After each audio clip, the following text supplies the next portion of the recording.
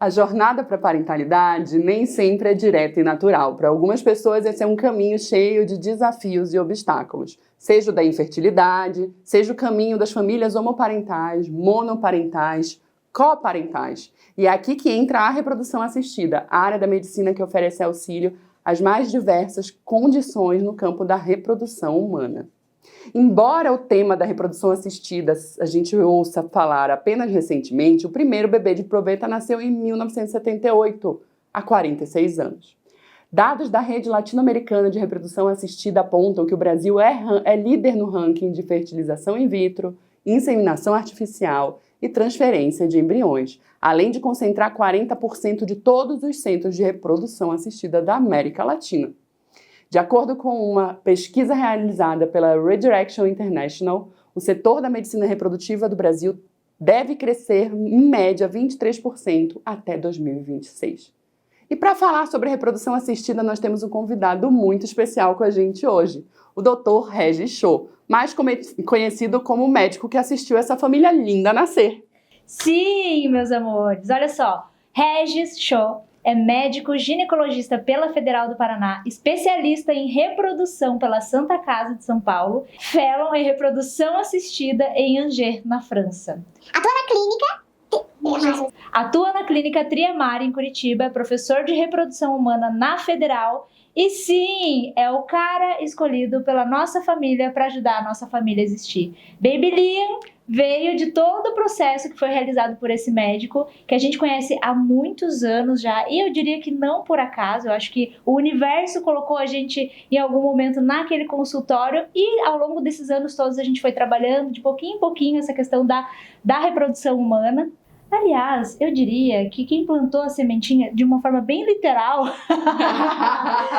foi ele. Então, com vocês, meus amores, Regis Cho, que é um especialista e também pai do Caio. E agora tá vindo mais uma menininha a caminho, gente. Uhul! E o primeiro homem a sentar neste sofá. Exatamente. Seja bem-vindo, Regis. Seja bem-vindo. Obrigado, Nicole, obrigado, Bel, obrigado, Dani, pelo convite.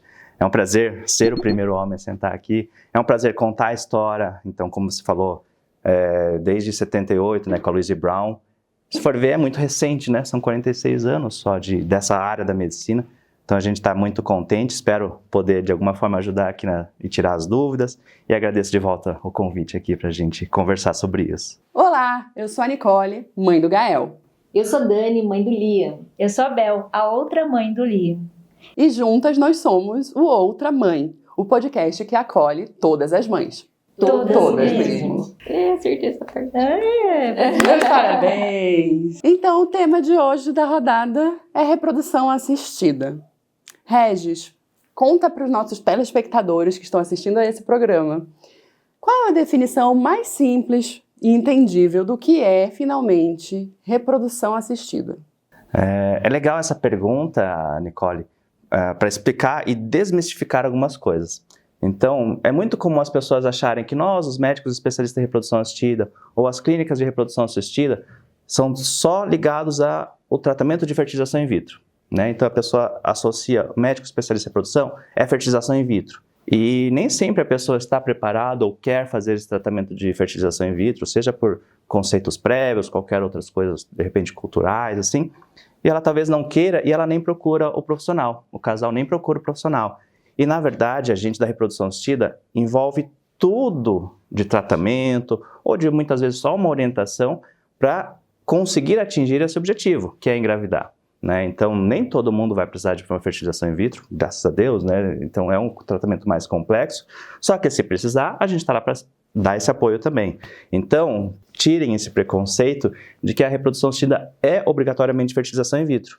Não, é um profissional que vai ajustar ou ajudar qualquer informação, sempre com uma equipe multiprofissional, então de repente com nutricionista, com psicóloga, né? Então todo um acompanhamento para conseguir dar esse suporte e esse casal, ou essa pessoa que quiser, né? De repente uma gestação isolada, né? Uma gestante, a mãe solo, ela consegue atingir esse plano dela, que é engravidar, né? Então envolve todo e qualquer acompanhamento para conseguir atingir esse sonho de gravidez. Então, pelo que você está dizendo, o objeto principal na reprodução assistida é a fertilidade. e não a fertilização. Exato. Boa, gostei. Vou usar isso, hein? Vou pegar isso de você já. Então, a fertilidade, exatamente. Isso envolve também até, olha que curioso, né? Como envolve todo o assunto de fertilidade mesmo. Porque tem mulheres que não estão querendo engravidar ainda. Só que elas sabem que em algum momento da vida elas querem. Então, acho que todo mundo, mulheres, E a gente está né? passando por um momento, né, da vida em que a geração atual tem muito colocado isso. Quero, mas não agora, e fazer um planejamento para essa fertilidade. Isso, exatamente. Então, essa geração está muito mais mesmo do que as anteriores, né? Acho que nas anteriores era meio de, eu preciso ser mãe, aquele desejo, né? E a de agora, não. Vou focar um pouquinho na minha carreira, vou fazer umas viagens, alguma coisa assim, e joga para frente. Só que a fertilidade da mulher, infelizmente, ela tem um prazo de validade. Então, como isso envolve muito fertilidade, a gente atende até quem não está querendo engravidar agora, né? De repente, para dar um apoio, um suporte, para pensar ou se programar melhor para conseguir mais no futuro, né? Esse é um episódio que a gente poderia passar 10 dias gravando, porque dentro do campo da reprodução humana, a gente tem muitas especificidades, né? Por estarmos aqui diante de uma família homoparental, né? A gente está diante de 2 mães. Vamos começar falando sobre a experiência de vocês, meninas, né? Eu acho que é a grande curiosidade de todos, e usar o case de vocês é muito importante no sentido de representatividade. O casal heterossexual é um casal que ele não precisa passar por tanto planejamento, ele pode, né? É hoje que vai rolar, se tranca num quarto, vão fazer um filho. Até sem querer, a pessoa consegue. Exatamente, exatamente. Não estava planejando e aconteceu. Exatamente. Então, a maternidade lésbica, ela vai ter muitos benefícios, né? Psicologicamente pensando, companhia, entendimento, empatia, vocês estão dentro do mesmo universo. Mas quando a gente entra dentro do campo da reprodução, a coisa fica mais complexa. A chance de engravidar sem querer é Zero. Nula. Exatamente, né? Exige um excesso de consciência, então é uma coisa que vai muito para o racional, né? Planejamento e o auxílio da medicina, né? Conta pra gente como que foi o processo de vocês. A pergunta que não quer calar, acho que é a grande curiosidade que vem, como foi o processo de Bel e Dani na fertilização? Cara, a gente começou meio que sem querer nesse processo, porque a Dani, ela sempre dizia que não queria ter filho e que não gostava de criança. Até a gente falou sobre isso em algum dos episódios. Assistam todos os outros episódios, inclusive, vou aproveitar a oportunidade aqui. Pedinte digital. Pedinte digital, já é a hora? Já é a hora. Hora da pedinte digital. Amor, já que vocês estão aí sem fazer nada, só assistindo, de boa, em casa, aproveita para dar um like aqui, para você que está assistindo no YouTube, e compartilhar esse vídeo e essas informações para mais pessoas. E se você está assistindo, tá ouvindo no Spotify, também compartilha, tá? É sempre bem-vindo ajudar a gente a ter vida longa nesse projeto, para que a gente traga cada vez mais informação de qualidade para vocês, tá bom? Então, beleza. A Dani não queria. Eu vou deixar você falar a parte que você não queria.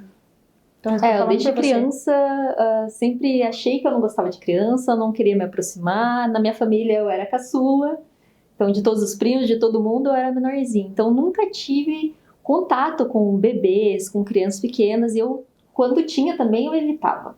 Então por muito tempo eu evitei esse assunto. E quando a gente começou a trabalhar com fotografia newborn, eu também não ficava assim muito perto dos bebês, demorou um bom tempo para eu começar a ajudar a Bel de fato nisso. E ao longo do tempo, esse assunto começou a vir pitadas dele, assim, de maternidade aqui e ali, e aos poucos foi se intensificando. O Regis foi uma das pessoas que colaborou muito nisso. Porque há uns 5 anos atrás, a Bel estava procurando ginecologista. E ela queria um ginecologista homem. Se duvidar, acho que faz um pouco mais do que 5 anos. Acho que mais, né? Acho Foi 5 anos, tá na pandemia, né? Acho que mais. Uns 6 anos. Aí a Bel olhou lá no plano de saúde, começou a olhar só a foto dos ginecologistas. A única certeza que eu tinha, eu queria homem. A Dani falou, não, mulher é melhor. Eu falei, não, eu quero um homem. Na minha cabeça, sei lá. Tinha que ser um homem. Tinha que ser um homem. E aí eu fui olhar, eu sou muito visual, assim, tipo, eu quero olhar a cara, eu preciso sentir uma conexão ali, já, com a imagem, com a figurinha. Daí eu olhei pro Regis, assim, e falei, é esse cara aqui. Ele me passou confiança. Aí eu falei assim, Dani, escolhi. Dela, quem você escolheu? Regis Shaw. Por que você escolheu? Ele tem uma cara de inteligente, é japonês, eu gosto. Gostei muito, é nele. E eu não li mais nada né? sobre você. Não sabia sobre... Até se tivesse errado lá a especialidade, tinha marcado consulta com outra. Pneumologista. E daí, quando a gente chegou, eu marquei pra mim e pra Dani. E marquei, assim, horário seguido, a gente já entrou juntos. Quando a gente entrou, o Regis, oi, tudo bem, né, e tal. Vocês vieram até mim porque eu trabalho com reprodução assistida? A gente falou, não, a gente nem sabia. Aí a Dani brincou e falou, não, a Bel te escolheu porque você tem uma cara de inteligente, e que você é japonês. Aí a gente começou a conversar sobre Japão, viagens, enfim. E ali começou esse primeiro contato, né, com a frase reprodução assistida. E aí cada consulta que a gente ia, cada preventivo, cada coisa que a gente ia fazer, a gente tipo, mas e daí... Como é que é, não sei o quê? Ele, não, eu tava preparando uma aula aqui, dele já vira, já mostrava um pouquinho. Então, cada vez que a gente ia, a gente tinha mais informação sobre o processo. O que pra gente foi muito importante, né? É como se fosse o universo conspirando pra que isso acontecesse, né? Chegasse nisso. E... É muito interessante, né? Pensar que tem caminhos que se cruzam, né? E esse destino vai sendo construindo. O principal que eu percebo de riqueza na história de vocês, nesse trio aqui, é o quão sólida a confiança. Porque não foi algo que já é muito recente, foi uma história de confiança que foi sendo traçada. A gente não foi lá e vamos procurar um médico de reprodução assistida, né? A gente nem procurou, a gente já sabia que tinha e só seguiu o caminho, né? Foi buscando informação, então... a gente foi construindo isso ao longo do tempo, assim, foi amadurecendo. Ele foi plantando a sementinha mental também, né, dentro de vocês. Não, é bem legal. Agora, pelo meu lado, assim, a minha surpresa, eu lembro dessa primeira consulta, lembro até a sala onde a gente estava lá, e eu também fui pego de surpresa, porque primeiro era óbvio que vocês estavam lá para plano de gravidez e tal, né? Daí, não, é só rotina. É? Só isso. Na época eu nem fazia tanto, mas eu estava muito mais focado na reprodução, então consulta de ginecologia geral assim, era mais razoavelmente raro, né? E foi engraçado que daí eu só expliquei, né, para vocês na época o que era, mas não ficava, né, quando vocês voltavam, geralmente você já chegava, a gente já conversou, e a Dani agora já pensa em querer. Talvez ano que vem. Daí no ano que vem voltava, acho que agora não, porque a gente tem uma viagem pro Japão, não sei o quê. Mas a gente tá conversando, que a gente quer entender mais. Então foi cada vez que elas vinham, era uma informação um passinho pra frente, assim. Então... Tipo, a gente ainda não quer, mas a gente quer saber. Doses homeopáticas. Bem isso, o que é excelente, né? Porque deu tempo de tornar essa ideia digerível, né? Do ponto de vista psicológico, existe toda essa gestação mental da construção dessa parentalidade, né? E como é bom ter um terceiro, né, trazendo as informações, já que, como a gente disse, não dá para fazer um filho entre duas mulheres, a chance é zero. E a gente ainda ia perguntando sobre sem o auxílio da medicina. Sobre a diferença da FIV, da inseminação. Porque aí a gente pensou assim, de repente FIV é mais trabalhoso, tem mais... mais caro também. É mais caro, mais trabalhoso e, vamos colocar aqui entre aspas, que era o que a gente idealizava, assim, menos natural. Então, o mais natural possível seria a inseminação, beleza. Aí, a primeira coisa, e isso é legal, porque quando eu postei sobre isso, veio gente perguntar, tem muitas pessoas que perguntam sobre valores e também falam assim, existem outras possibilidades, por exemplo, eu queria pegar o sêmen do meu cunhado. E eu lembro que na época, não sei se você vai lembrar, mas a gente cogitou a possibilidade de fazer só inseminação. E, gente, eu acho que meu irmão nunca vai assistir isso, mas a gente pensou em pegar o sêmen do meu irmão e fazer a inseminação na Dani. A Dani falou, nossa, seria legal, porque de alguma forma teria parte de mim ali, já que seria só inseminação. E aí foi quando o Regis explicou pra gente que não podia, que existe... isso já aconteceu. Vamos pegar esse gancho, né, Regis, para a gente falar sobre a lei de bioética e qual que é a função dela dentro da comunidade, né? Por que seguir a lei de bioética? Explica o que é a lei de bioética também para os nossos ouvintes e telespectadores. Antes, eu queria explicar também que muitas pessoas não sabem também a diferença entre inseminação e fertilização, né? Vira e mexe, acham que é sinônimos, alguma coisa. Então, por que a Dani falou também, a Bel falaram que é mais técnico, talvez mais complicado. Então, a inseminação seria mais próximo do natural mesmo. Então, como não temos gameta masculino, então a gente precisa colocar o gameta masculino, que é o espermatozoide, né? E então essa é a forma mais próxima do natural. Então eu pego os espermatozoides preparados de um doador, que tem que ser anônimo, né? E a gente coloca dentro do útero e ele por conta vai lá buscar o óvulo e atingir a gestação. Então esse é o mais próximo do natural, a gente fica dependendo de ter bom óvulos, ter bom útero, bom caminho, tudo acontecendo normal, o que provavelmente era, já que vocês nunca tinham tentado efetivamente, né? Então, a princípio, indo para o mais próximo natural teria boas chances. E a fertilização in vitro, ela é um pouco mais técnica porque eu tiro o óvulo de dentro do corpo da mulher, né? Então, precisa estar com anestesia, tem que fazer no centro cirúrgico. Então, a gente tira o óvulo e promove esse encontro com o espermatozoide fora. Então, ele é mais artificial mesmo, né? Então, ele é mais técnico, né? Eu sempre gosto de falar que a gente não cria nada, né? Então, eu pego o óvulo do jeito que veio, pego o espermatozoide do jeito que veio, só junto. E isso forma um embrião aqui fora, e esse embrião eu coloco já pronto no útero. Então, ele é mais técnico, mas também tem mais chances, porque eu já estou colocando dentro do útero o embrião pronto, né? Então, essa seria a diferença. E por que cabe essa discussão, né? Um casal de duas mulheres? Porque na inseminação, a mesma pessoa que ovula é o mesmo útero. Então, a gente tem a genética de uma mãe no mesmo útero. Então, ela mesmo que engravida. E na fertilização, a gente consegue fazer algumas coisas diferentes, que é eu fazer as duas serem participantes ativas. Então, eu pego o óvulo de uma mãe, junto com o espermatozoide, e esse embrião eu coloco no útero da outra mãe. Então, eu pego uma parte que fica genética do óvulo, e outra fica o útero que engravidou, né? Então é uma forma de, por mais que seja mais técnico, então também eu consigo que as duas tenham uma participação ativa. Então por isso que essa discussão cabe para considerarem qual que é o que faz mais sentido para cada casal, né? Cada mãe, né? E agora então falando sobre a bioética e tal, a regulamentação que a gente segue, né? Mudou. Tá? Então, na época Breaking news. Já faz pelo menos 2 anos, mas na época que vocês me procuraram, era anonimato completo. Eu não podia ter nenhum vínculo, as mães, né, não poderiam ter nenhum vínculo de conhecido, familiar, nada. Era totalmente no anonimato.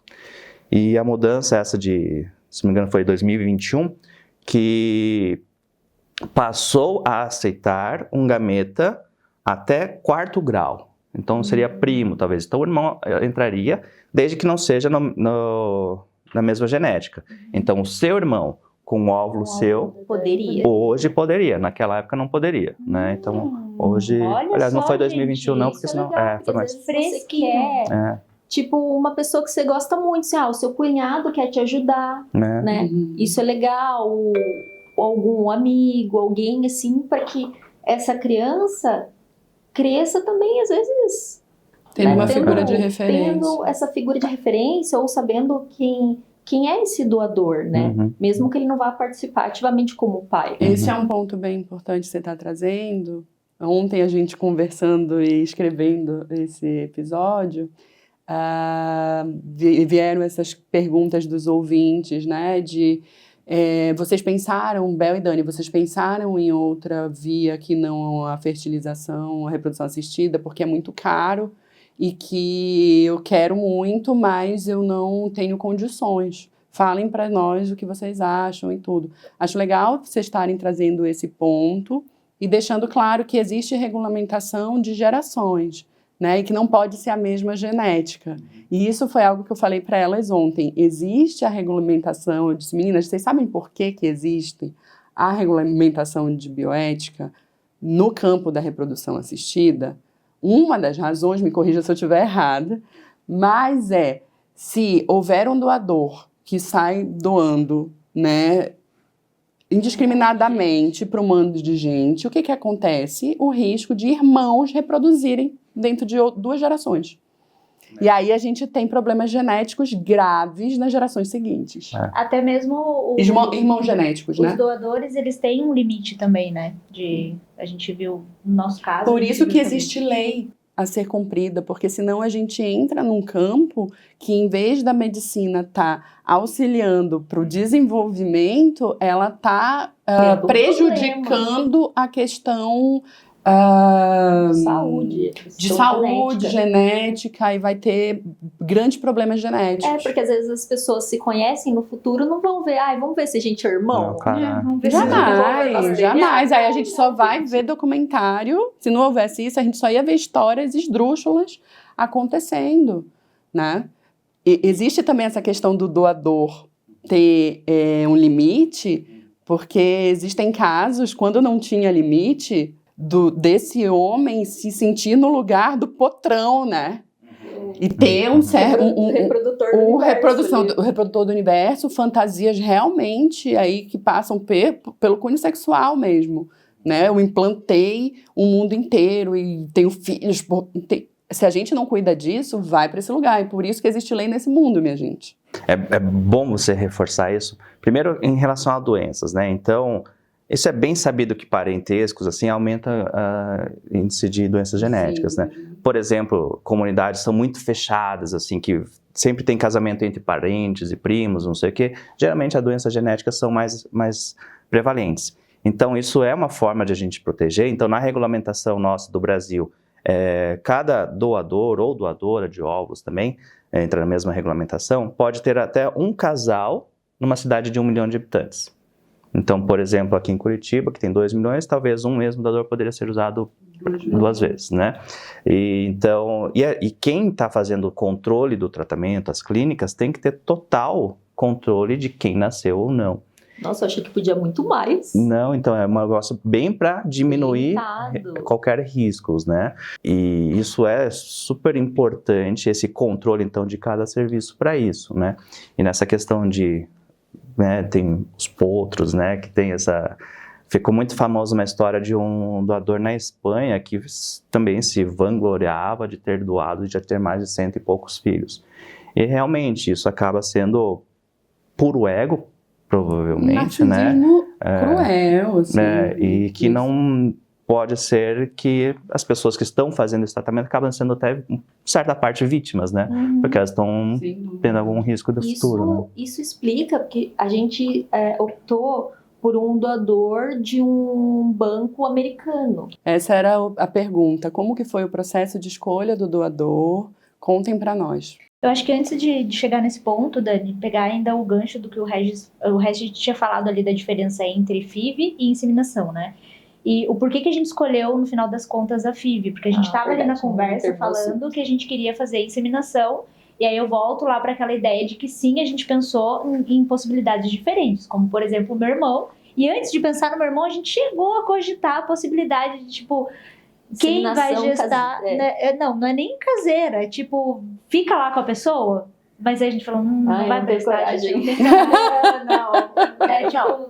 não vale a pena. E eu acho muito importante esse espaço, né, pra gente, sem julgamentos, abrir realmente como funciona a mente de quem está em busca de ter um filho, né? Tem muito tabu de falar sobre isso, mas passa tudo isso pela cabeça. Tipo, que bom que vocês estão falando sobre isso. Daí a gente se perguntou, você teria coragem? Tipo, se uma porque pessoa daí seria uma coisa de graça, né? Gratuita, mas sem nenhuma... caseira. E aí, mas falando do aspecto psicológico, é de graça por um lado, mas qual o custo emocional? Não é nada de graça. Não é. Na vida nada é. Ou você paga em dinheiro ou você paga com as tuas emoções, né? Não custaria dinheiro, mas emocionalmente é um custo que eu não conseguiria pagar. E esse é um ponto do acompanhamento psicológico em reprodução, que é trazer todos esses contrapontos, né, e fazer um trabalho com as famílias sobre os riscos, sobre as consequências e de algumas tomadas de decisão, né, porque pela impulsividade não se pensa, inclusive, no como essa criança vai lidar com determinada situação, como que essas relações ficarão, porque o nascimento de um bebê ele mobiliza uma série de experiências mentais, inconscientes, em sua grande parte, e é uma caixa de surpresa.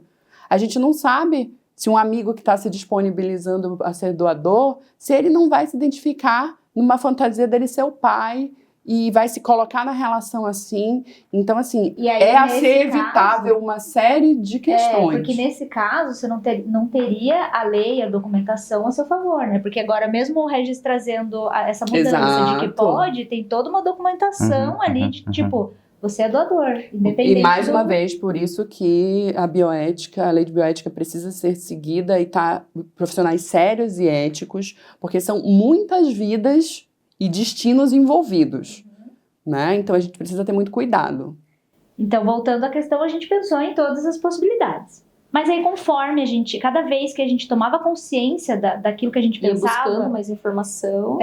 informação e consciência do tipo, isso aqui não vai funcionar para nós, isso aqui tem um risco, né, do que a gente acabou de comentar aqui. Então, beleza, vamos parar a inseminação com doador anônimo. Só que aí chegou num ponto, no começo do processo, a gente estava muito para essa questão da inseminação. Chegou num ponto em que a Dani teve uma questão que a gente contou já em outro episódio, vocês assistam, não vou fazer pedinte digital de novo, só vou falar para vocês assistirem.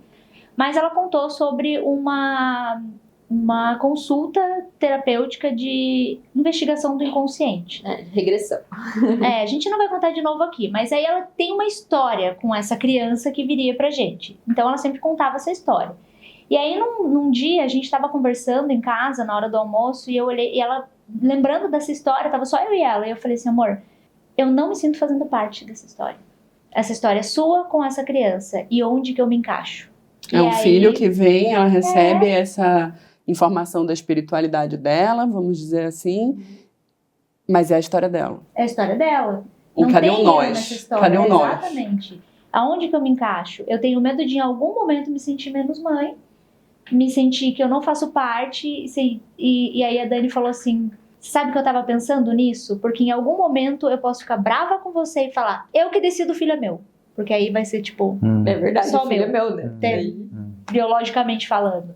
Aí eu Tem falei, um então conflito. acho que pra gente evitar isso, a melhor forma é a gente fazer uma gestação compartilhada. E o que é Então, uma gestação compartilhada, Regis?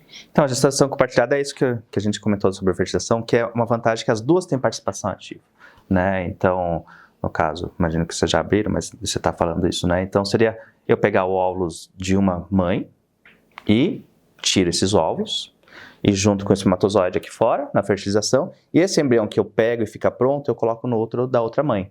Então, é uma forma de as duas terem uma participação ativa mesmo, né? Então, você consegue fazer parte da história de forma mais ativa do que... Claro que é muito bom, não quero desmerecer quem faz só a inseminação, né? Estar do lado, acompanhando, né? Como mãe mesmo, vai depois aí consegue fazer o registro. Mas, nesse caso, você consegue ter também uma participação ativa e genética, inclusive, né? Então, pra gente foi muito importante. Depois de muita conversa, depois de muito autoconhecimento, de entender, cara, eu em algum momento vou ficar frustrada, se não for dessa forma. A Dani em algum momento vai se sentir, ela falou assim, eu me conheço, em algum momento eu vou usar isso contra você. Não me conheço. Eu sou vingativa. Então, é o melhor caminho, pra gente foi o melhor caminho. E se não tivesse sido assim, todo o meu processo com a gestação, que foi muito desafiador pra mim, de encontrar esse papel, esse lugar de mãe, teria sido muito mais difícil. A Nicole que acompanhou sabe, a gente também falou sobre isso em outro episódio, mas aí pra gente fez muito mais sentido a fertilização. E aí dentro desse processo, existe, agora eu vou deixar essa fala com o Regis, mas existe um preparo, porque as pessoas perguntaram também, quanto tempo dura? Quanto tempo esse dura o processo, desde a primeira consulta até a transferência, Regis? E aí eu até respondi ali para algumas pessoas que isso varia muito de caso para caso, mas aí a gente... Deixa o Regis explicar aqui como é que funcionou no nosso, que foi rápido, porque a gente preparou as duas ao mesmo tempo, e como funcionaria no caso de uma mulher fazer tudo sozinha. Antes de entrar no preparo, quer falar do material, como vocês chegaram, se você quer falar? A parte do material genético que a gente escolheu de fora do Brasil, uma das coisas que nos levou a escolher um doador que é de fora do Brasil é porque aqui no Brasil a gente não pode ter tanta informação. Por exemplo, a gente não pode ver foto do doador, a gente não tem muita informação. E a gente queria mais informação. Então, Por alguns motivos. Um dos motivos.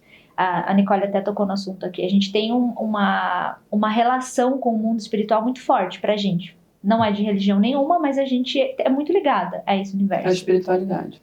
E pra gente faz muito sentido sentir... Lembra que eu falei da foto do Regis? Eu tava olhando figurinha, por quê? Porque eu precisava sentir. E essa ligação, essa primeira ligação, ela vem com essa imagem. Então eu vou olhar e de alguma forma eu vou sentir algo. Então a gente queria, por essa razão, uma delas. E a outra razão é que eu não sei quem é meu pai biológico, nunca vi na vida, não faço ideia de quem seja, e eu tenho muita vontade de pelo menos ver uma foto da criatura, assim, saber como é que é. Sou muito grata pela vida, né? E sem ele eu não estaria aqui, porém, eu não sei nada sobre ele. Então, uma das razões também que a gente queria era que o nosso filho pudesse ter o direito de ver quem é, da onde ele vem, porque a genética dele também carrega esse doador, e que no futuro, quando ele fizer 18 anos, ele pudesse conhecer o doador. Então, foram dois critérios. Então, esse não são todos, mas alguns, assim, de fora do Brasil, quando a criança ela faz 18 anos, eles dão os dados e tem a possibilidade de conhecer o doador, e esse doador aceita. Então, se ele quiser um dia conhecer, tem essa possibilidade. Se não quiser, tá tudo bem. Acho que dar o direito desse futuro adulto ter a materialidade que seja uma foto, né? Acho que é algo a se considerar, principalmente pensando no histórico de vida de vocês. E aí isso que é rico, né, dentro do campo da reprodução humana, que cada caso é único e que cada história vai fazer sentido de uma forma, cada pessoa vai buscar uma especificidade na sua trajetória da parentalidade, né? E eu acho muito generoso da parte de vocês abrirem esse cantinho tão íntimo, né? E com simplicidade, clareza.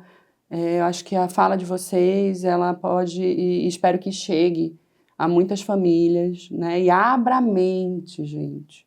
Então, só para dar uma explicação rápida também, que é essa diferença que você tocou, né, da questão de ser doador americano e doador nacional. Então, qual que é a diferença básica? O doador nacional segue regras brasileiras e o doador internacional segue a regra do seu país, que pode ser americano, pode ser da Indonésia, pode ser da Europa, qualquer lugar.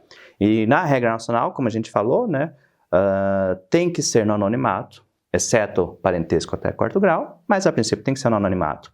Então, por isso, não tem foto, nada que possa correr o risco de identificar o doador.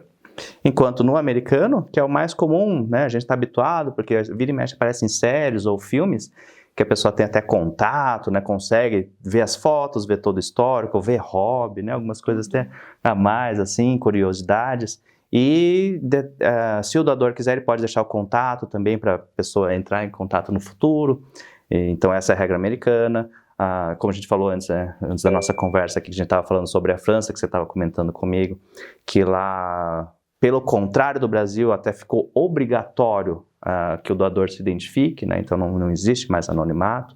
Então, cada país vai ter sua regra e é de volta, né? Cada casal que vai ver o que faz mais sentido para a pessoa, né?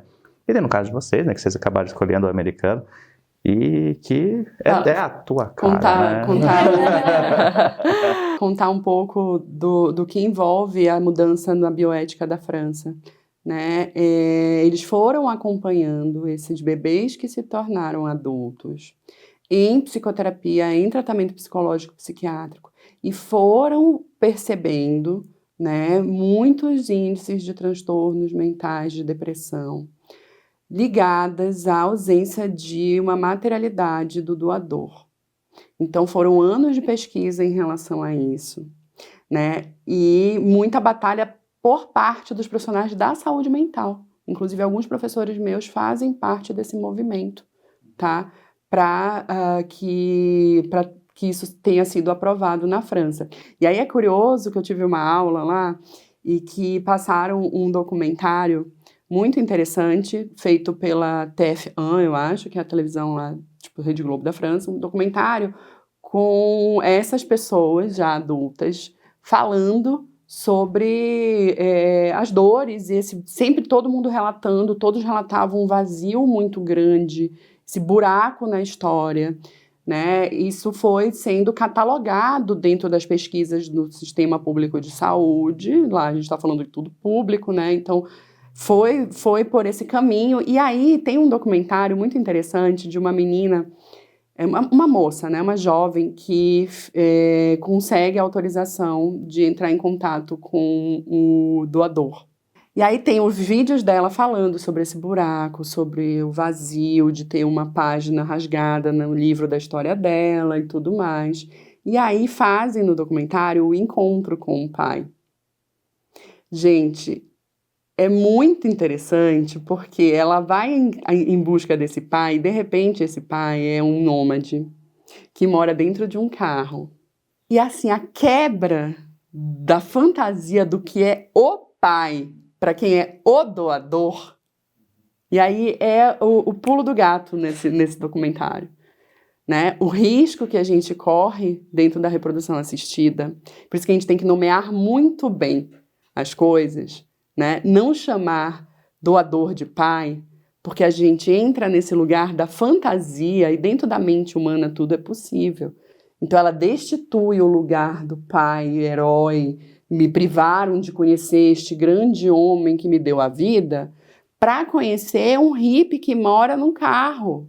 Ela, assim, a frustração dela no documentário é algo, assim, muito impactante. Muito impactante. Não queria ter conhecido esse pai. Foi realmente a discussão depois da gente na aula, de virar e dizer, esse é o risco de colocar pai no lugar de doador.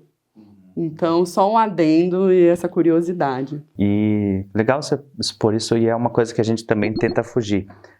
Veja que, eu não sei se vocês perceberam talvez, mas eu geralmente chamo de material genético, né? Até sêmen-mal, alguma vez ou outra que eu uso, mas geralmente eu uso mais material justamente porque pai não tem, mãe são vocês duas. Exato, né? Então, não romantizar. Então, a partir do momento que vocês decidiram, até quando é conhecido, também a gente tenta fugir disso, né? Foi de um conhecido, mas ele não é o pai, ele foi doador só mesmo, exato. né? Então a gente tenta tirar isso mesmo. Mas vamos para a pergunta dos ouvintes, né? A gente vai desviando um pouco aqui. Mas você perguntou dos ouvintes, então, que você falou, né, de quanto que seria o tempo. Então, a gente estava dizendo, né, então, vem numa primeira consulta, tem a ADR da família lá. Eu falo, em geral, casal, porque é quem mais me procura, mas muitas vezes é uma mãe que quer ser gestante independente, gestação independente. Mas essa gestação independente, e aí entra a área da psicologia também, é muito importante também que ela tenha um apoio familiar. Então, talvez ela não tenha um parceiro ou uma parceira, mas ela vai ter a mãe que está apoiando, vai ter irmã, vai ter irmão, né? Então, essa IDR também existe mesmo numa gestação independente. Ela me procura e eu recomendo, vai conversar, veja com toda a tua família o que para vocês faz sentido. E daí, quando ela volta na semana seguinte, a gente começa, em cima do que decidiram, a gente tomar o rumo. E daí, de volta, então, vamos pegar o caso de vocês. Aí vocês decidiram lá, um casal que fosse como vocês, decidiram, vamos usar o óvulo de uma e o outro da outra.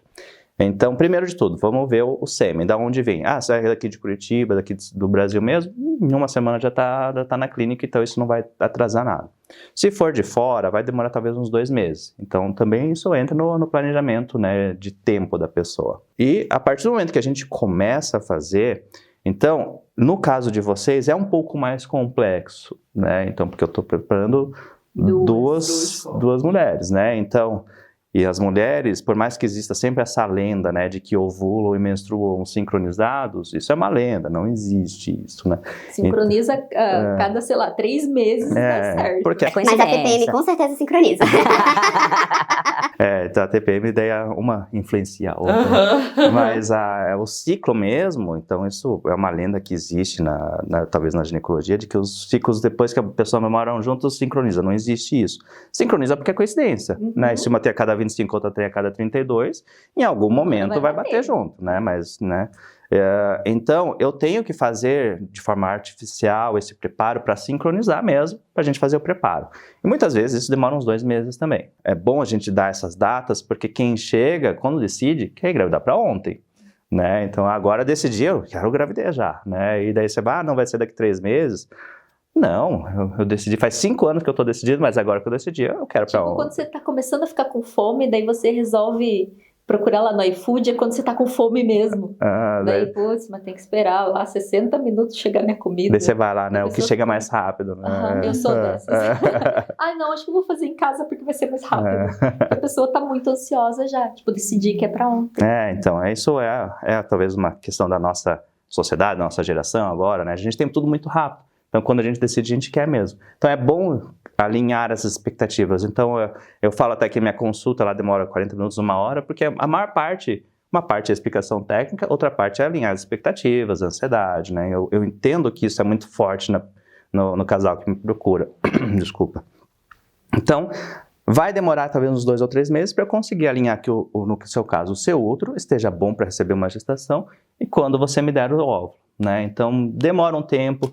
Nesse período de alinhamento, talvez eu tenha que fazer uma ecografia no começo, talvez 1 por semana, até a gente alinhar. Depois, quando vai ficando mais próximo, a cada 2, 3 dias, né, que a gente estava conversando antes também. Então, é um pouco desconfortável fisicamente também, porque você tem que ir até a clínica, fazer o processo, fazer a ecografia é desconfortável também, né? Então, não é nada assim significativamente doloroso, mas é desconfortável. Mas né? eu achava legal, porque eu ia ver os óvulos. Tipo, olha, eles estão crescendo, olha, tem vários, olha, tipo, era uma coisa interessante. Essa é uma É modo pergunta. de encarar, né? Uma verdade. outra pergunta de ouvinte, pegando o gancho, ouvi dizer que a mulher precisa tomar muitas medicações nesse processo. Isso procede, Regi? Então isso é o que eu mais ouço, porque ainda mais, talvez eu já até tenha ouvido a expressão, é uma bomba de hormônios. Então, assim, ele é mais hormônio do que o corpo está acostumado, porque eu preciso de mais óvulos do que o corpo faz sozinho, né? Vou deixar para você responder também, mas o que geralmente a gente percebe? A pessoa vem com essa expectativa, vai ser uma bomba de hormônios, então minha TPM vai ser 10 vezes pior, meus óvulos, tudo vai ser ruim, tem risco de câncer, então todos esses receios. Risco de câncer já está mais do que comprovado que não aumenta, não muda nada. E em relação a alteração de humor, é comum, mas não pelo remédio, não pelo hormônio. É pelo momento que você está. Você está decidindo um planejamento familiar, um sonho que você tem ali. Pode ser que vai fora do esperado, acima do esperado. Então, eu brinco, né? A expressão que é um carrossel de emoções. Então, um dia está tudo funcionando, aí no outro dia não funciona do jeito que a gente imaginava e cai, né? Então, pelo que você está dizendo, não são remédios, são hormônios. São hormônios, mas são de forma injetável, não deixa de ser um remédio, né? Só que, no geral, quando chega no final, a pessoa ouviu ontem essa frase, e só para mostrar quanto é comum, ela fica, nossa, foi bem menos do que eu esperava. Bem menos do que eu esperava. Então, acho que talvez por algumas influências para pegar o lado emotivo, quando faz o tratamento, eu tinha uma influência que aparecia, se filmava chorando, olha como que eu tô, sabe, assim, talvez pegando para esse lado mais emotivo, talvez para engajamento, mas que as pacientes que passam pelo processo têm o desconforto, mas em geral menos exagerado do que se imaginava. Que é a sua opinião? Inclusive, teve a parte da injetável, tem uma injeçãozinha que tem que dar na barriga, acho que foram 3 no total. Tem 3 tipos diferentes, mas foram várias mesmo. Mas vai tipo 10 eu dias. mesma me aplicava. Aí eu fui ajudar a Bel, não tive coragem. Foi ajudar, ela não conseguia. Daí eu falei, me dá aqui que eu furo. Mas eu ficava ali dando apoio emocional, né, do lado. Certo, é importante. Não, mas eu fui contar isso porque eu achei super tranquilo, assim. Eu não tava pensando em nada assim do tipo, a bomba hormonal eu já ouvi falar e até imaginava que ia ser, putz, muito hormônio. Mas ok, a gente vai passar por um processo e a gente escolheu esse processo. Então a gente tava encarando isso de uma forma muito leve. Porque a gente não sabia o que viria depois. A gente, por mais que seja fluido, a gente não tem controle do que vem. Então vamos tentar fazer isso de uma forma leve. A partir do momento que você toma essa decisão, uma das coisas mais importantes é ir fazendo o que tem que fazer e aceitar o que vem. Porque tem um processo aí, né? A gente não tem um controle sobre isso. Então isso pra gente foi fundamental. E o que é pegando o gancho, Bel, porque o que é muito tentador dentro da relação com a reprodução assistida eu tenho garantias. E a medicina entra muito nesse lugar, né? No imaginário de que, tô pagando, tô investindo, então é mais certo, eu tenho garantias. E, gente, dentro da reprodução humana, embora a medicina tenha avançado imensamente, ainda é um campo de um buraco negro que a gente não tem resposta para tudo. Que as probabilidades existem, mas não são exatas, e que dentro do campo humano nada vai ser exato. Por isso que a importância do acompanhamento, né? Porque aí quando o casal vai buscar o especialista, ele não vai partir do princípio de que tem que fazer a FIV, mas sim do que eu preciso fazer para que eu possa engravidar. No nosso caso, ou a gente tinha que ir para inseminação ou para FIV. Esse era o caminho. Então, existem vários outros casos. Mas eu achei que foi muito tranquilo. Inclusive, essa parte teve, acho que na última semana, que era quando a gente já estava ali com os óvulos crescendo, a gente foi, era um dia sim, um dia não que a gente tinha que fazer.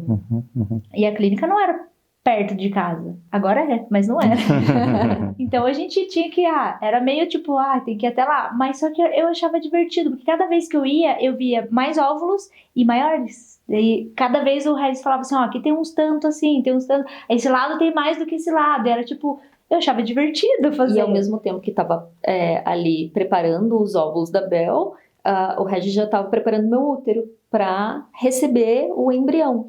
Como é o preparo do útero, Regis? O preparo do útero é bem mais fácil, então não tem essas injeções.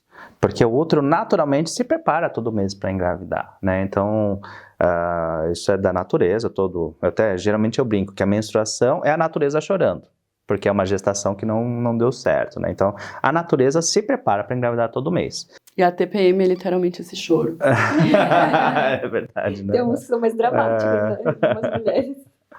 Mas então é muito mais tranquilo, então não são injeções, não deixa de ser um hormônio também, mas geralmente é um hormônio comprimido só, então é bem mais tranquilo de tomar. Só que eu também preciso fazer a ecografia para ver se o útero está ficando bom para receber, né? Então geralmente era juntas as duas. A parte da Bel foi pior, mas eu foi mais fácil. A experiência de vocês por ter sido um caminho tranquilo, muito bem assistido, eu acho que isso tem o seu papel para quem nos ouve, nos assiste aqui nesse programa, de acalmar o coração. A gente ouve sempre muitas experiências terríveis por aí, né, em todos os campos da assistência materno-infantil, e ter experiências positivas e tranquilas como as de vocês é também excelente. Então, só queria falar um negocinho antes aqui que ficou remoendo aqui que eu lembrei, porque você falou bem rápido, né? Você comentou assim, chegamos a cogitar a inseminação caseira, né? E eu queria meio que alertar, então, igual você falou na hora, eu não julgo ninguém do que fez, né? Cada um vai em busca do que é mais real para vocês, né? Mas eu quero alertar, eventualmente, o problema disso. Então, nesse sentido que você falou, né? Que, é de graça, em termos financeiros, realmente, não tem custo, mas em termos emocionais. E é isso que eu lembrei, eu relembrando agora, eu já fico meio impactado. Um dia que eu ouvi, eu fiquei meio assim, em choque nem era paciente, ela estava falando de uma conhecida dela que tinha procurado, também no caso, era um casal homoafetivo, e elas procuraram direto para inseminação caseira, elas nem procuraram especialista de reprodução, nem para saber como funciona, nessa visão, que lá do começo eu falei, né, essa visão de que a reprodução assistida é fertilização in vitro, é caro, todas essas coisas, ela nem sequer foi procurar informação, e ela se sujeitou a uma doação caseira, e daí da doação caseira, daí na internet, nesse submundo aí, tem os potros também. Então isso não é só lá da Espanha, né? Então tem lá, eu tenho 25 casos de gravidez, eu tenho 10, e cada um tem a sua regra específica. Então, alguns é por relação sexual. Então imagina, eu considerei quando ela falou, fica até um alerta de gatilho aqui, para mim isso é muito próximo de um assédio sexual, abuso, coisa pior, Então não queria falar essa palavra, mas mas o abuso ele é entendido como a violência de alguém sobre alguém vulnerável. E tem alguém mais vulnerável do que uma mulher que precisando, querendo engravidar e topando qualquer coisa? Então, topando qualquer coisa. Então, tem um doador que é assim, e a conhecida dessa minha paciente, ela procurou um doador, e o doador não exigia a relação sexual, mas ele pedia estar perto na hora para se masturbar.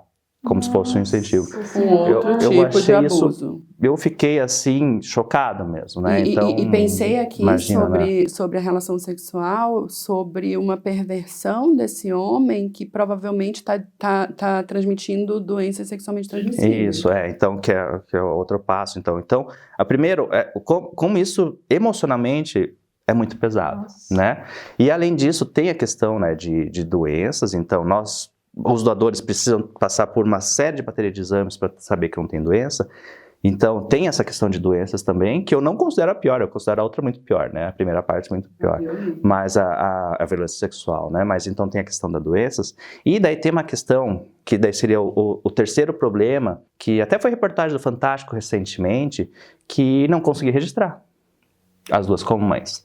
Porque, talvez vocês podem expor aqui, mas para ter esse registro, as duas como mães, tem que levar uma carta assinada pela clínica de que foi feito um tratamento de reprodução assistida, seguindo os moldes necessários no Brasil para isso, com anonimato, tudo e tal, com regras nacionais e tal, e assim consegue as duas ficarem como registro. Nesse caso de gestação... E ainda fica retido Caseiro. no cartório esse documento. E fica no cartório, Fica no eu só cartório. achava que você tinha Eu que levar. também, Então mas fica ele retido. falou, fica aqui. Então, imagina você vai lá, engravida da sua parceira, com a sua parceira, mas com uma inseminação caseira, e, de repente, esse relacionamento não vai mais para frente. A outra pessoa não tem nenhuma, desculpa, bati no microfone, mas não tem nenhuma obrigatoriedade jurídica, Nem pula direito. fora. Nem direito também, as duas questões, né? Então, a gente tem que pensar também na terceira questão, que é a questão jurídica depois, né? Então, na hora que você faz, tá tudo certo. Eu achei muito engraçado vocês exporem isso, né? Ah, mas eu posso a qualquer momento jogar isso na tua cara, né? Esse é o ponto de ter muito É autoconhecimento. muito Eu me então- conheço muito bem, eu sei do que eu sou capaz. E isso é algo que talvez as mulheres no casamento ali não falem sobre isso, mas se não funcionar, ela pode jogar na cara mesmo e não tem nada jurídico para comprovar o contrário, né? Por isso é muito Então- bom essas DRs antes mesmo, ter essas conversas e entender, cara, eu preciso saber o pior de você. O que você faria de pior numa situação como essa? E já que eu muitas tenho a vezes, possibilidade? vamos lá, puxando para minha área, né? Vocês são um casal que tem um longo processo de terapias e autoconhecimento.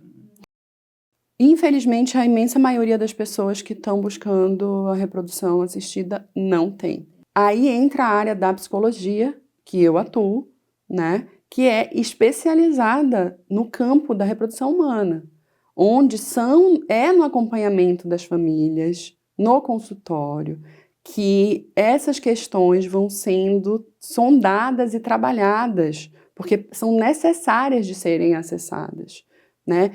Quando se pensa, qual o preparo emocional para isso? Esse é um tipo de preparo, entende? É o preparo das DRs, né? Que são intermediadas por um profissional da psicologia, de pensar em cenários juntos, de antecipar algumas questões, né, para depois não entrar naquele buraco horroroso de ninguém me avisou e eu não fui orientado. Né? Então, por isso a especificidade. As pessoas acham muito, Nicole, você só trabalha com gravidinha? Não, eu trabalho com tudo o que envolve o nascimento e todas as formas desse nascer, inclusive o morrer dentro disso. Né? Então é um campo muito amplo, mas que é o papel, né? É o papel onde eu vou atuar. É legal, Nicole, você comentar sobre isso. Claro, quem está te assistindo aqui sabe do seu trabalho de psicologia específica nessa área, mas deixa eu fazer parte do pedinte também. Você vai encaminhar esse vídeo para suas conhecidas e elas nem sempre têm, e ela tem esse problema de, assim como eu falei, né? A reprodução assistida é vista de forma preconceituosa, talvez, ou conceito errado de que é só fertilização.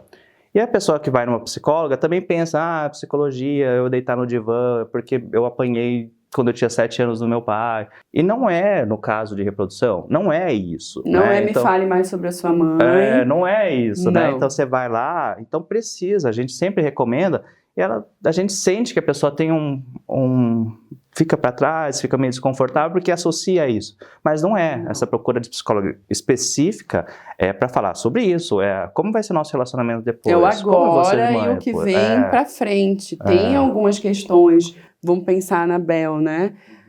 quando ela traz, eu não tive pai, eu não conheço a face dele. Obviamente que isso vai vir à tona durante o planejamento de uma FIV na parte psicológica no consultório, né? Mas é um trabalho que não é focado no regressivo.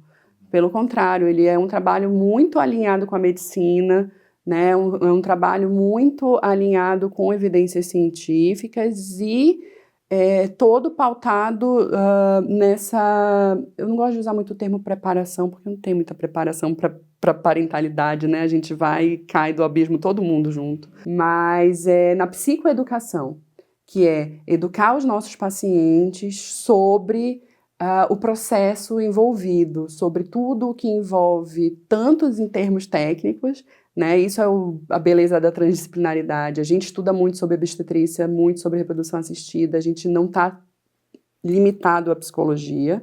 E estamos a todo momento também educando psicologicamente os pacientes sobre os processos que provavelmente eles vão enfrentar essa família. E aí eu falo eles, porque o meu acompanhamento não é o acompanhamento eu e a mulher dentro do casal hétero, nem eu e a mãe que vai gestar, tá? É a família, sempre, tá? Então, quem não conhece ainda essa área e está vendo pela primeira vez, dei uma pequena palestrinha, né? Mas acho bem importante tocar nesses assuntos. Regis, pergunta minha também, que é muito presente aqui no consultório, né? Tem uma crença muito enraizada, muito violenta, de que a infertilidade é da mulher. Fala pra gente, traga dados, me salve dessa crença. Coitada, a mulher leva o mundo nas costas, né? Então, apesar de volta, né, ser o primeiro homem aqui, eu sou ginecologista de formação, então hoje trabalho com casais, né, mas eu trabalho muito com mulheres. E é muito difícil ser você. É muito, tá vendo? Estão vendo? Nos valorizem.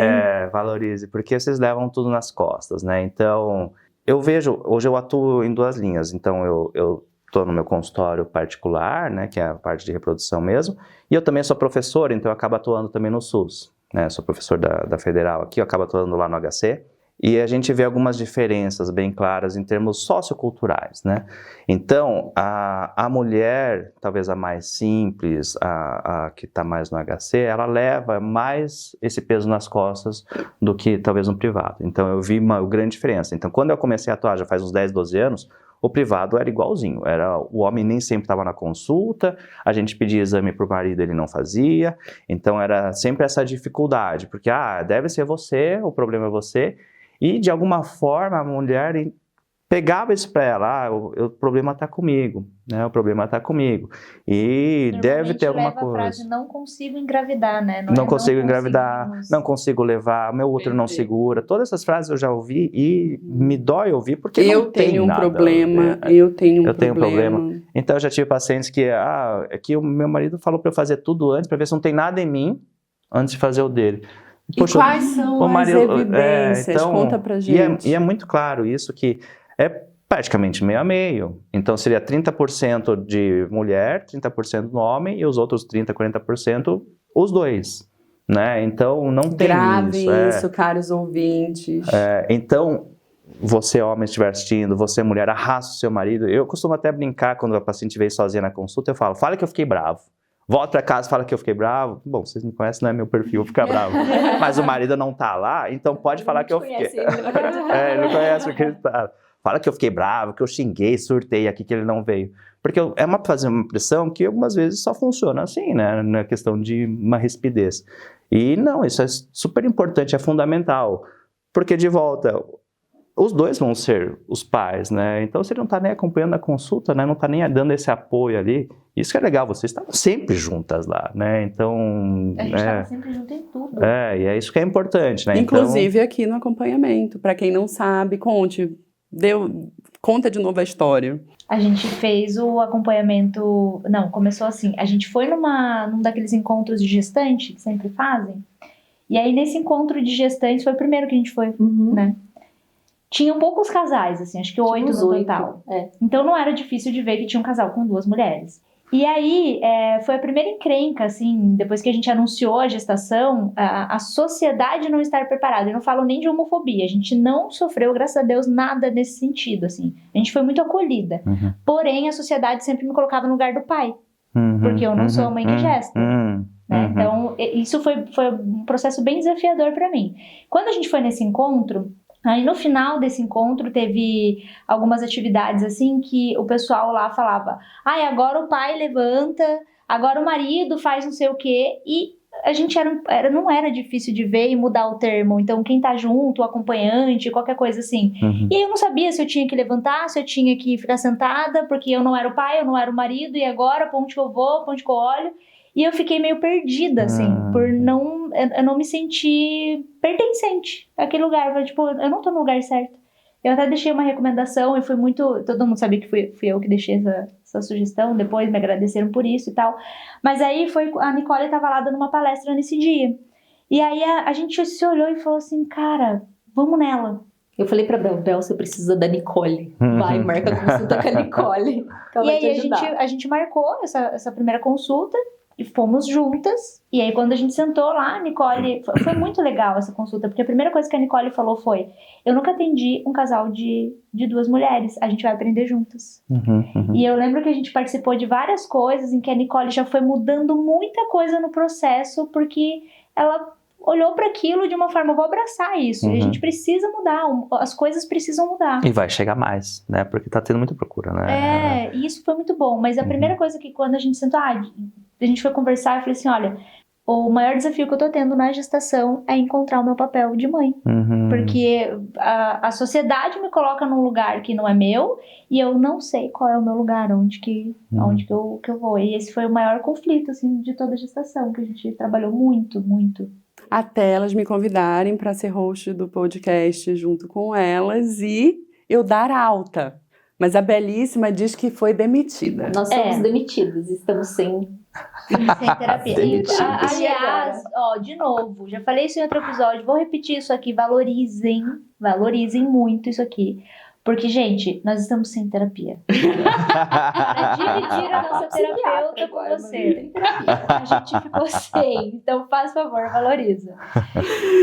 Isso mesmo. Então, a gente está falando aí, né, voltando meio a meio, né? Eu acho que a nossa clínica, Regis, é uma clínica que precisa muito ser ancorada no feminismo. Precisa muito ser ancorada, lutar contra o patriarcado. Porque senão a gente vai estar indo contra as evidências científicas, né? E reforçando essas crenças que só fazem as mulheres sofrerem. Né? E faz o processo demorar mais, porque se vai numa consulta lá com o Regis, e daí vai o casal, aí eles estão com infertilidade, não sabe de onde vem, e os dois começam a fazer exame juntos e investigar juntos, descobre mais rápido, mais fácil resolver, antes vem essa criança. Não, tudo mais rápido mesmo, né? Então é fundamental esse entendimento do casal. E outra coisa que eu gosto de falar, eu já vi muito paciente que veio, de repente, no ginecologista. Eu não julgo o ginecologista, não é a área dele, né? A área de reprodução é uma área específica. E que veio encaminhada porque a paciente já chega falando, que a culpa é minha. Então, culpa do quê? Você não tem culpa de nada. Então, isso é um problema. E às vezes a crença, a culpa é minha porque eu tô comendo linguiça e não cortei, não fiz a programação, ainda, né? Aquela história da programação da nutricional para fertilidade. Então, é bem isso. Então, eu acho que a paciente, talvez de volta, né, falando da mulher aí, é muito dedos em cima dela, né? Então ela já se acostumou com isso e ela assume aquilo para ela, né? E não é culpa, e nesse caso, então, é menos ainda. Então eu gosto de reforçar. Isso que você está me falando não tem nenhuma evidência de que dificulta sua gravidez. Nenhuma. Apague. É bem comum eu falar isso. Apague isso da sua cabeça. E eu vou repetir. Apague. Então eu fico enfatizando muito. Mas eventualmente ela chegou com algum problema mesmo, que seja a causa da infertilidade. No caso, de repente, é só dela.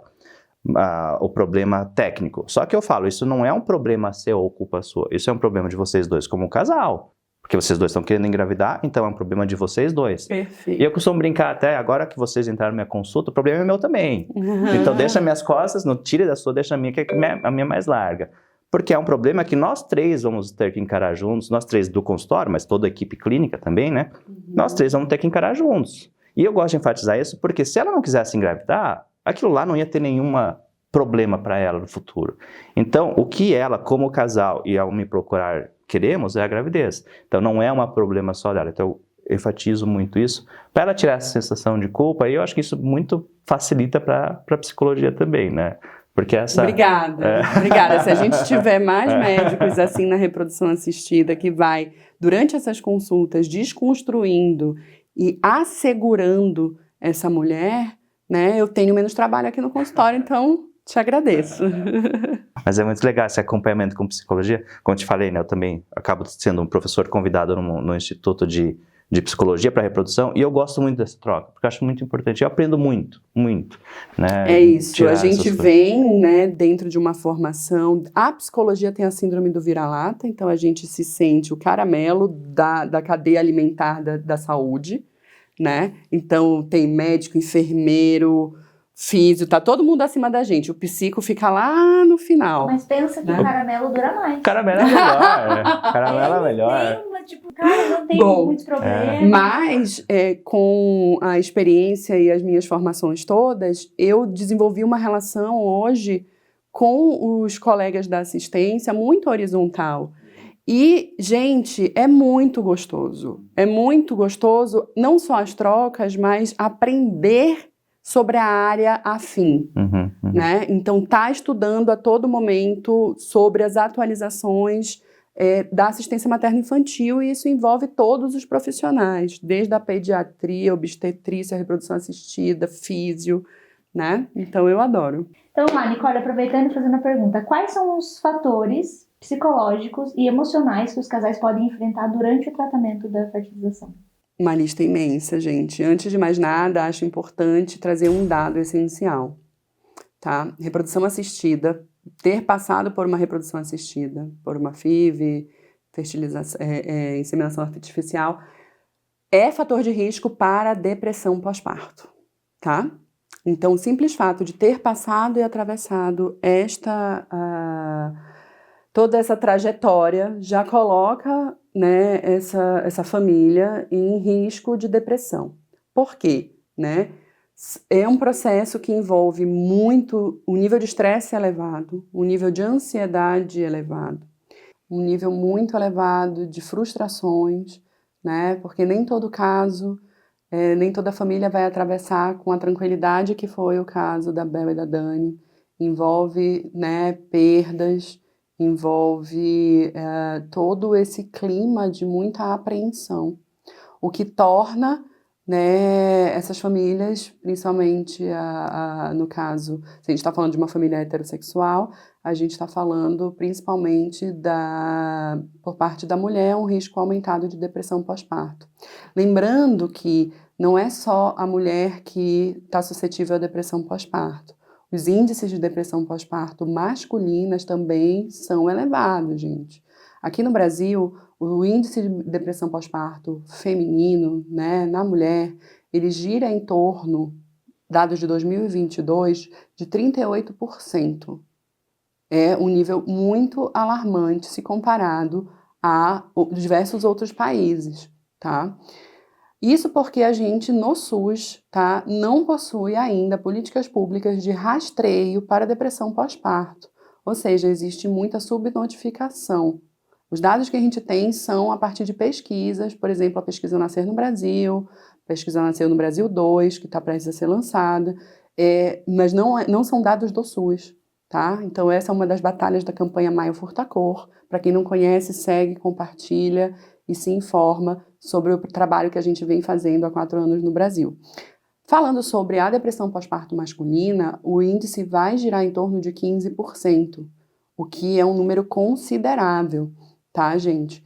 Então, a FIV, ela vem, né, a reprodução assistida vem nesse lugar de auxílio, mas tem aí efeitos colaterais disso, né, Regis?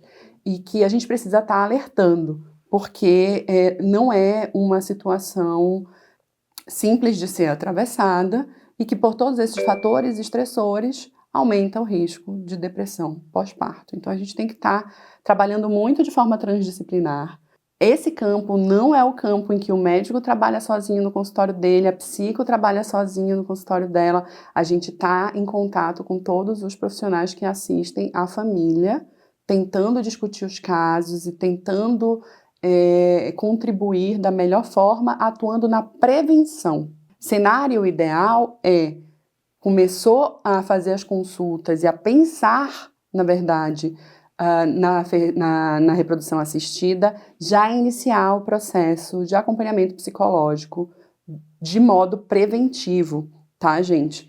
Fora isso, existem questões que vêm junto, efeitos colaterais psicológicos, né? Muitas vezes o isolamento social, eu recebi algumas caixinhas também sobre contar ou não contar sobre o processo para as pessoas, né? Gente, essa é uma decisão muito delicada, né? O que eu poderia orientar se você quer contar, pense se você vai contar para pessoas que têm condições de compreender a complexidade do processo, sem invadir e gerar mais cobrança.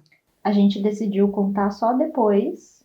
Primeiro a gente teve, depois do positivo, a gente contou para as pessoas mais próximas. E só depois de não lembro quando. Uns 3 meses. Uns 3 meses é que a gente abriu, assim, no nosso Instagram para todo mundo. Mas desde que a gente começou o processo, que a gente queria mesmo fazer a reprodução assistida, a gente não contou para as pessoas. Para quem a gente contou... Nem para os mais próximos. Nem para os mais próximos. A gente não contou para ninguém, ficou só entre a gente. Mas assim que a gente foi iniciar o processo, a gente já buscou ajuda psicológica para enfrentar esse processo. Então a gente tinha... Então, os profissionais que nos acompanhavam sabiam... Não é nem para enfrentar, né? Porque você fala enfrentar, parece que você está enfrentando um monstro, e não é. Não mas é para ajudar. Para ter o apoio psicológico. Para a gente ter com quem conversar, mas quem tenha acesso à informação, não seja achismo. Porque às vezes a gente fala para alguém, assim... sei lá, um conhecido, e vai trazer Eu acho o que achismo esse dele. cuidado é fundamental, né? O cuidado de, quero contar, reflita se a pessoa que você vai contar tem condições de lidar com isso, né? E se não vai gerar mais pressão sobre você. Porque a questão da pressão é muito elevada e gera muito sofrimento. E a gente já tem que trabalhar expectativas do processo, né? Exato. Então, eu acredito muito que, dependendo da forma como a gente conta ou para quem a gente conta, essa pessoa começa a gerar uma expectativa também. E aí ela começa a cobrar. E aí? É a pressão. Não sei o quê. Começa a te cutucar assim, né? Já tem aí, já não sei o quê, já deu. Nossa, não fez isso ainda? Sabe? Fica... Nossa, mas tá demorando. E acaba sendo invasivo, né? Acaba sendo invasivo. E aí entra também o ambiente protegido do acompanhamento em psicoterapia, né? Que a gente sabe que não é para todos, né? É um acompanhamento que nem todas as pessoas vão ter acesso, mas existem vias aí de escolas, né, de faculdades que têm clínicas escolas, profissionais que trabalham com atendimento social, né? Existe hoje uma psicologia muito mais democrática também, tá? Então, acho que é bem importante. Um outro ponto aí muito frequente é impactos, quando a gente está falando do relacionamento heterossexual, tá? Impactos no relacionamento. Existe muito um impacto no relacionamento, seja, por exemplo, desde as tentativas antes de fazer, que a gente está falando da infertilidade. O primeiro ponto, a orientação, normalmente, né, Regis, me corrija se eu estiver enganada, é a questão do coito interrompido, né, em termos do casal que está tentando antes de ir para Coito programado, ao contrário. Interrompido é para evitar. Eu tava tentando esperar a conclusão do raciocínio para ver se... Mas por que interrompeu? Eu queria engravidar. Um beijo nação, TDAH, tamo junto.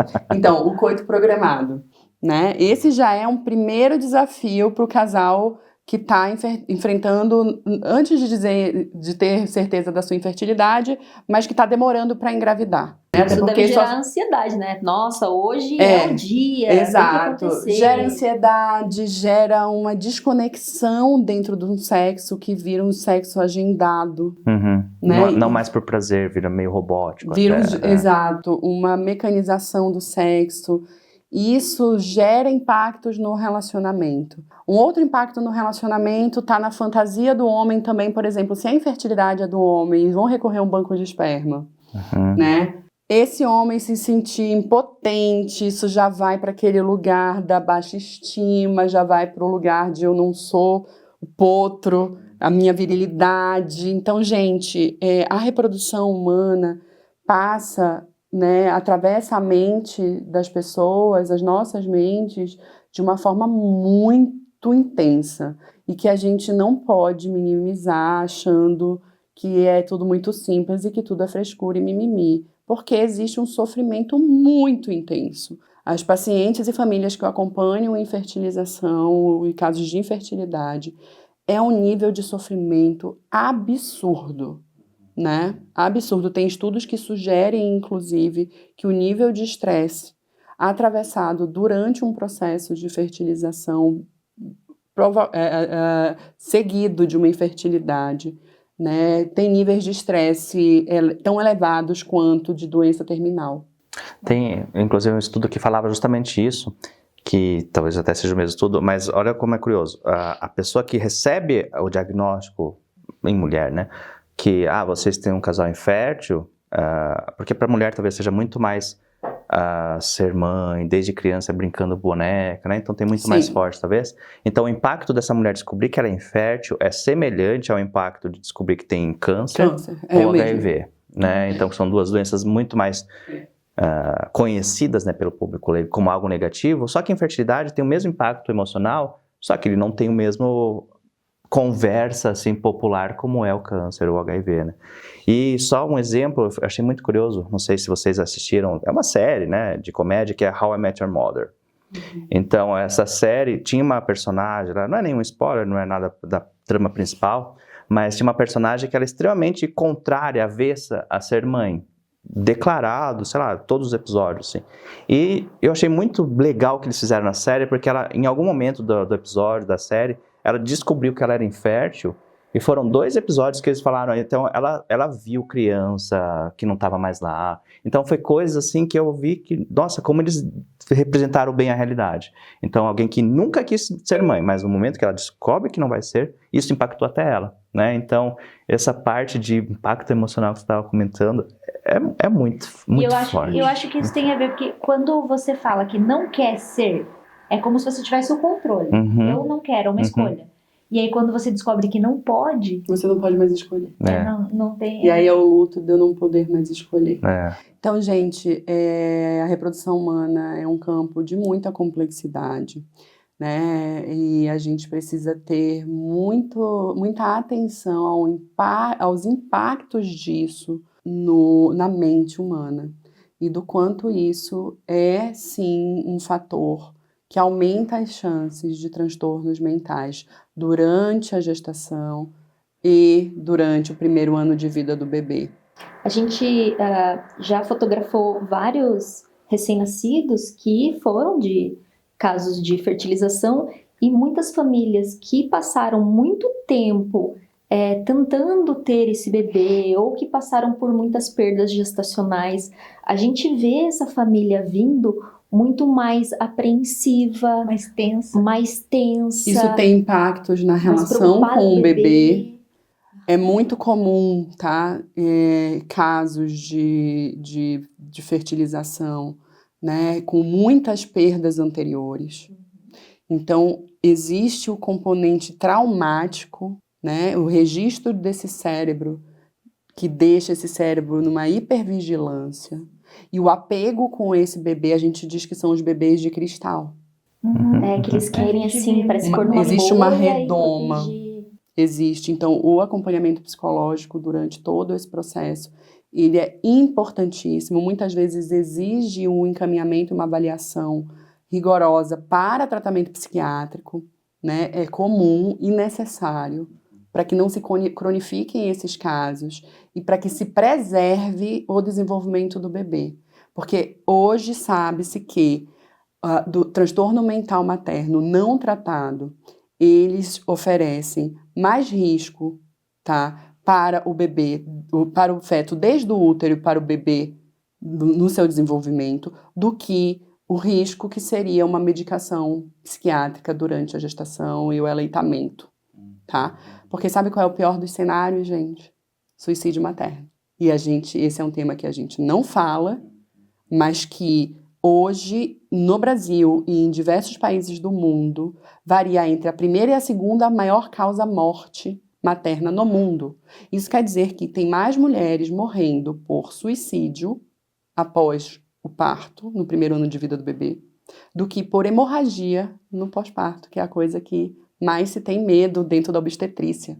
Então, fica o alerta, né? Quando a gente fala de acompanhamento psicológico, não é como o Regis falou, me fale sobre tuas experiências infantis. Profissionais sérios que trabalham nessa área são profissionais que vão estar atentos e rastreando riscos de vida. Então, assim, eu agradeço a oportunidade, inclusive, de estar falando sobre isso no canal, nesse programa, né? Porque a gente tem um véu do tabu muito grande sobre tudo que envolve saúde mental materna.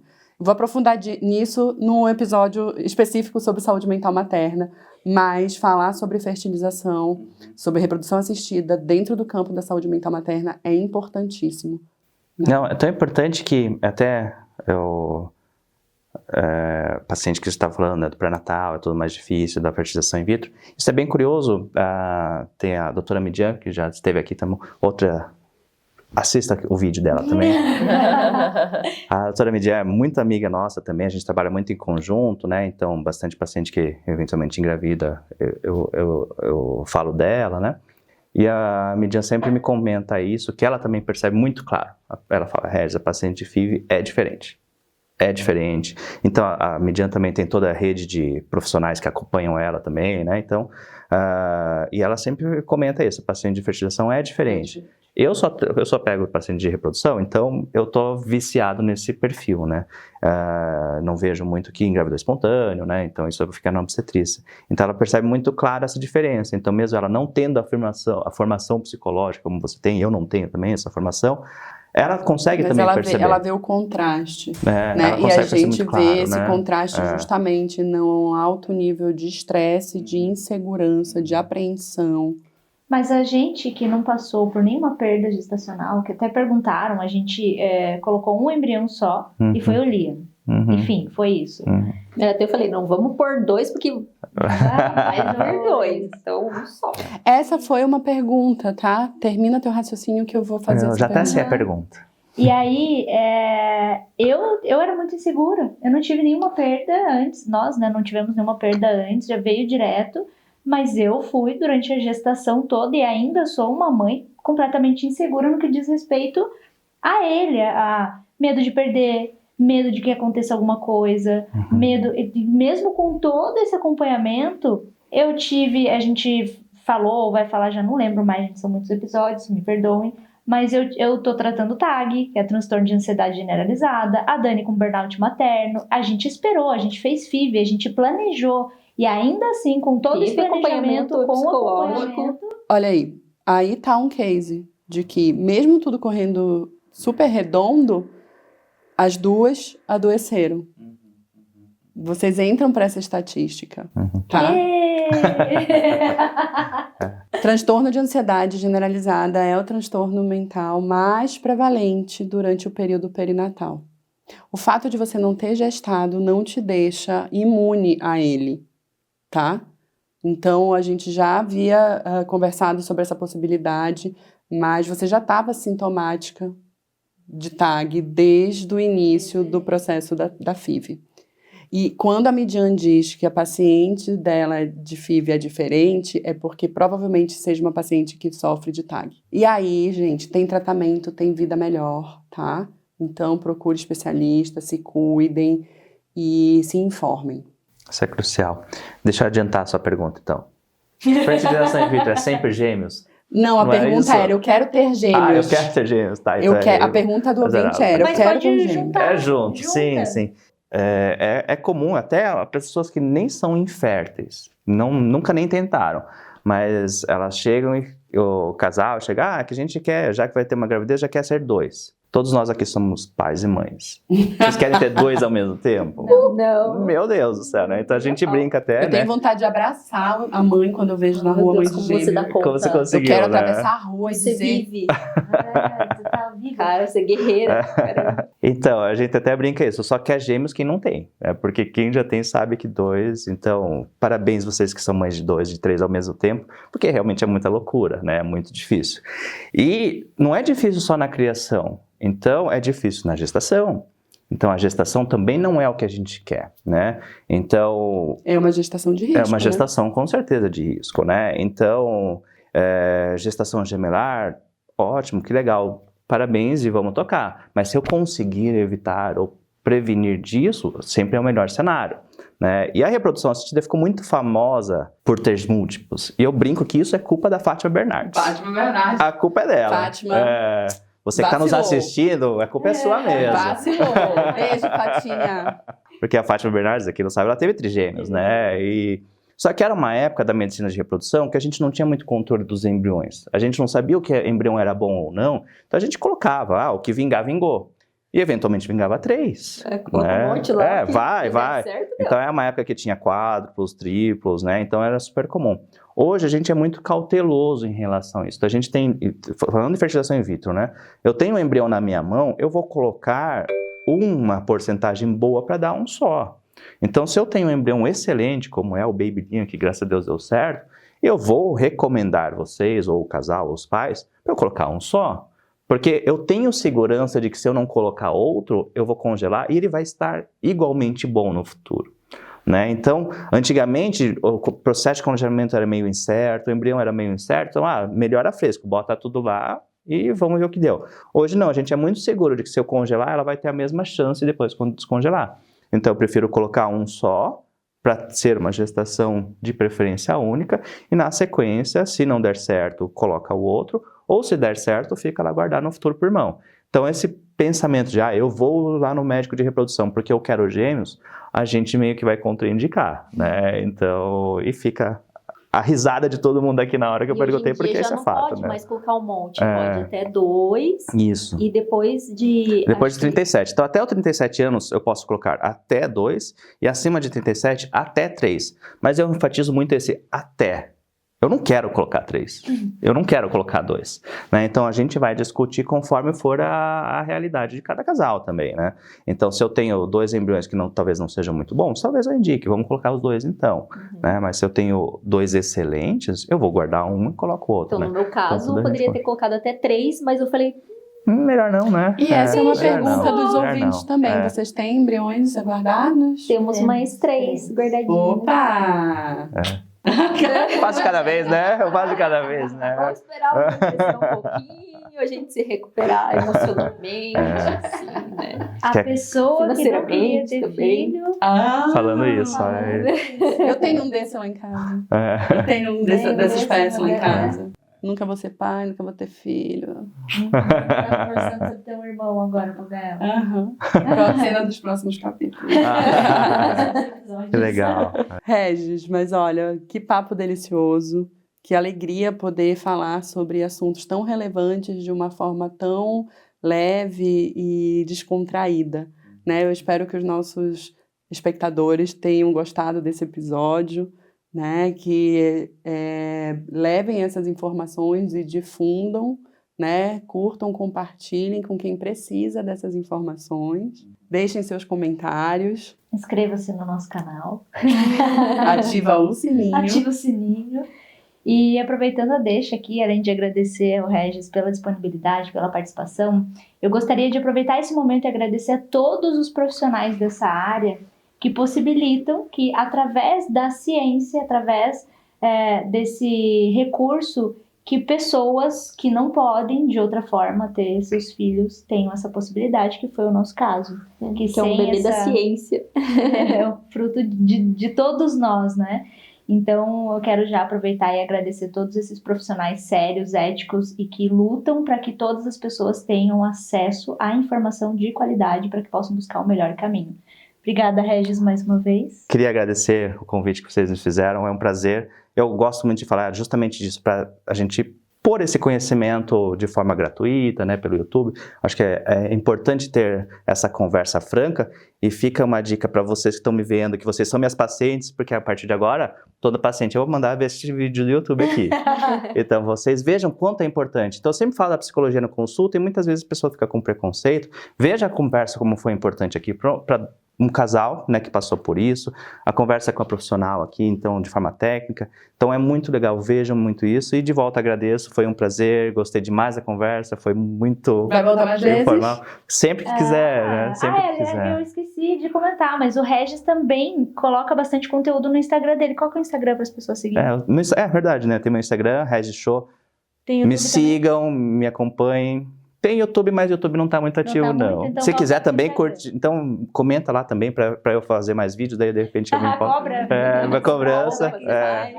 Mas no Instagram lá é Regis Show, então sempre que eu tô tentando também, da mesma forma, passar informações para tentar desmistificar um pouco, né? Então, obrigado aí pelo convite para vocês, e sempre que precisarem, só chamar que eu tô aqui. Fechado. Com certeza. Até a próxima, então. Até a Obrigado. próxima, até o próximo episódio, gente. Tchau, tchau. Tchau. Tchau, tchau.